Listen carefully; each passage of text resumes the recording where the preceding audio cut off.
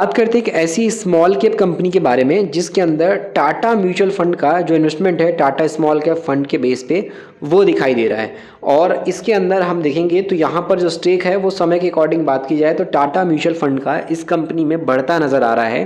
तो कंपनी में क्या खासियत है, क्या बिजनेस ये कंपनी करती है, उसको इस वीडियो में समझने वाला है। क्योंकि टाटा म्यूचुअल फंड के साथ साथ इस कंपनी में जो स्टेक है वो आईसीआईसी प्रूडेंशियल टेक्नोलॉजी फंड का भी इन्वेस्टमेंट है। तो कंपनी के ऊपर एक बार थोड़ा नज़र डालते हैं और कंपनी किस हद तक सही है। म्यूचुअल फंड तो उसमें काफ़ी अच्छे नज़र आ रहे हैं, लेकिन कंपनी की वैल्यू क्या है, लॉन्ग टर्म के बेस पे क्या ग्रोथ के साइन नज़र आते हैं, बिजनेस क्या करती है और क्या फ्यूचर इसका हो सकता है, उस पॉइंट को अब चलिए इस वीडियो में डिस्कस करते हैं। तो ये एक स्मॉल कैप कैटेगरी की कंपनी है, तो ऐसी कंपनीज में याद रहे रिस्क काफ़ी हाई होता है। तो जब भी आप इन्वेस्टमेंट का प्लान करते हो किसी भी स्मॉल कैप के अंदर, लार्ज कैप मिड कैप की तुलना में जो ये कंपनी छोटी रहती है तो इनके अंदर क्या होता है कि पैसा काफ़ी तेज़ी के साथ बड़ा तो बनता है बट उतनी ही तेज़ी के साथ गिरावट भी आती है। जहां मिड कैप लार्ज कैप आपको 25% की गिरावट मार्केट में दिखाएंगे तो ये उस गिरावट में स्मॉल कैप 50% 60% तक भी टूट जाते हैं और वहाँ पे कहीं ना कहीं जो इन्वेस्टर का पेशेंस है वो भी टूट जाता है।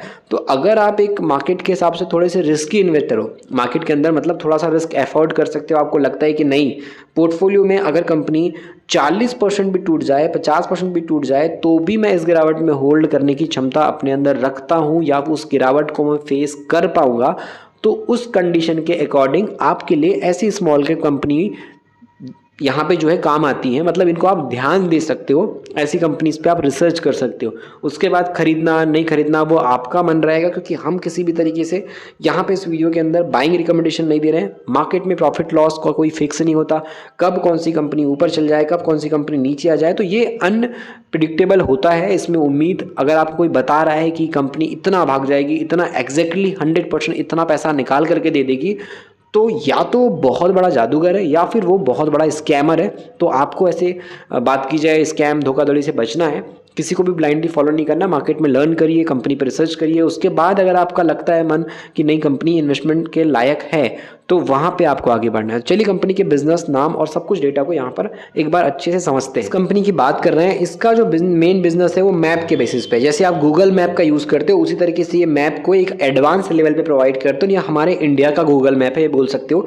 और खास करके जो गाड़ियों में लगा हुआ होता है मैप, उसके लिए रियल व्यू प्रेजेंट करते हैं, जिसमें अगर आप देखो तो मैप माई इंडिया का जो व्हीकल उसमें नजर आएगा कि महिंद्रा की जो SUV 700 है, महिंद्रा की बात की जाए तो यहाँ पे स्कॉर्पियो N है, मारुति सुजुकी गाड़ियाँ हैं, उसमें आपको यहाँ पर जो है मैप वगैरह नज़र आएगा।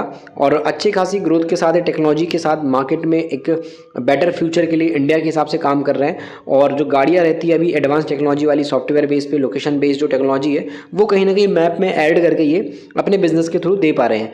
तो अगर आप यहाँ पे मार्केट वाइज चीज़ों को समझोगे तो एक रियल व्यू कंपनी देने की कोशिश करती है, जिससे कि जो कस्टमर है इनका वो एक बेटर एक्सपीरियंस ले पाए और जो लॉयल कस्टमर है वो बन पाए। तो उस हिसाब से अगर आप देखोगे तो यहाँ पर इनके पास जो ट्रस्ट है मैप माई इंडिया के हिसाब से, जो इंडस्ट्री है जहाँ ये टेक्नोलॉजी प्रोवाइड कर रही है, जिसमें आप देखो तो कॉर्पोरेट इंडस्ट्री हो गई, ऑटो इंडस्ट्री हो गई, गवर्नमेंट अथॉरिटीज़ हो गई, इन सबको ये जो है अपनी सर्विसेज दे रहे हैं मैप के थ्रू।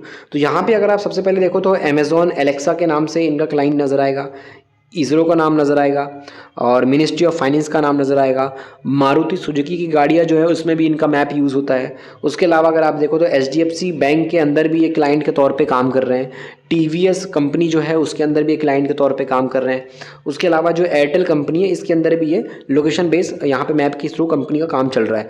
तो प्रोडक्ट वाइज अगर हम देखेंगे तो कंपनी के पास एक अच्छा खासा ब्रांड है जिसमें ये मैप और डेटा दोनों को ये कहीं ना कहीं मार्केट में अच्छी टेक्नोलॉजी के साथ प्रोवाइड कर पा रहे हैं। और इंडिया का जो best 4D time space map वाला काम है ये इनका नज़र आएगा। और जियो डेमोग्राफिक डेटा के हिसाब से काम चलता है इनका, रियल व्यू 360 के हिसाब से देखते हैं, मैप पोर्टल के हिसाब से। और यहाँ पर आप कहीं ना कहीं SD मैप जो देखना चाहते हो वो कंपनी यहाँ पे अपडेट करके देती है, बिल्ड रहता है, जिसमें सेंसर होता है, डिवाइसेस के थ्रू टेक्नोलॉजी और जो पावर कार के हिसाब से जो यहाँ पे चाहिए टेक्नोलॉजी उसको कंपनी प्रोवाइड करती है।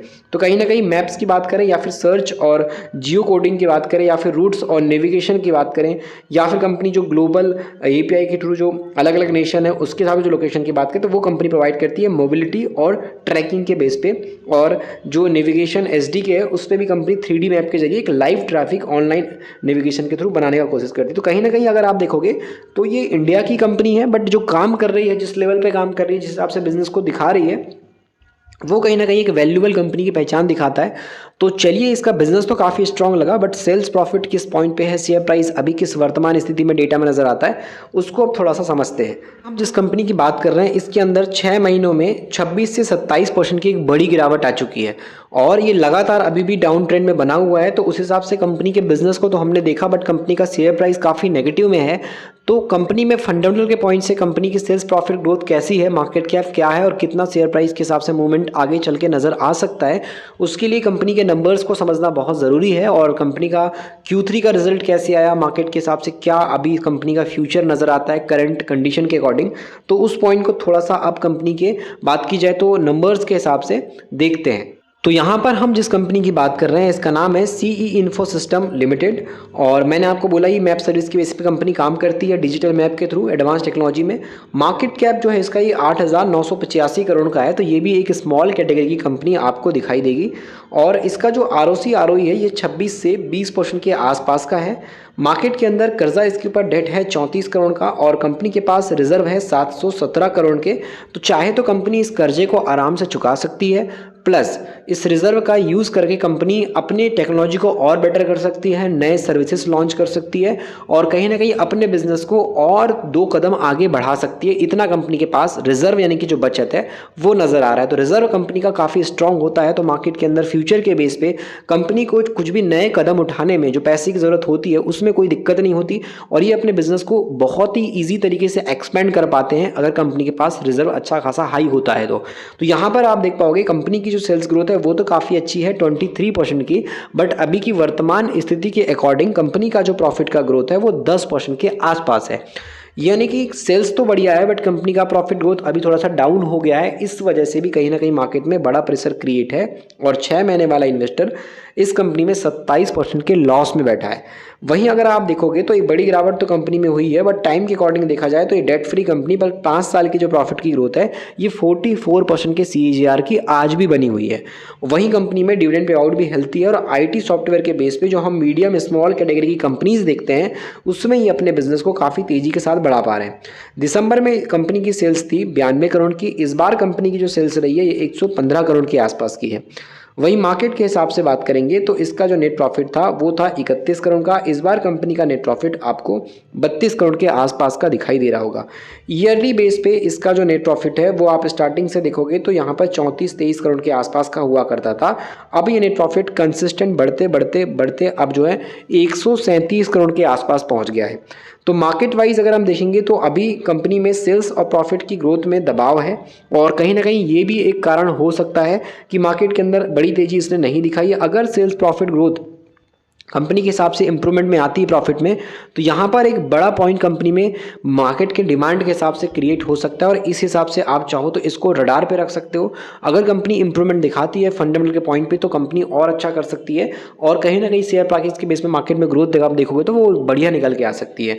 बाकी अगर आपको मार्केट को लर्न करना है तो फिर आपको ई बुक पढ़ना चाहिए, मिडिल क्लास का स्टॉक मार्केट ई बुक। इसकी लिंक आपको डिस्क्रिप्शन में मिल जाएगी। उस लिंक के जरिए आप ई बुक को चेकआउट कर सकते हो, मार्केट को सीख सकते हो, क्योंकि बेसिक से एडवांस लेवल की जानकारी शुद्ध हिंदी में अवेलेबल है जिसके जरिए मार्केट की आप वो डेप्थ में जानकारी ले पाओगे जो एज ए इन्वेस्टर आपके लिए समझना सीखना ज़रूरी है।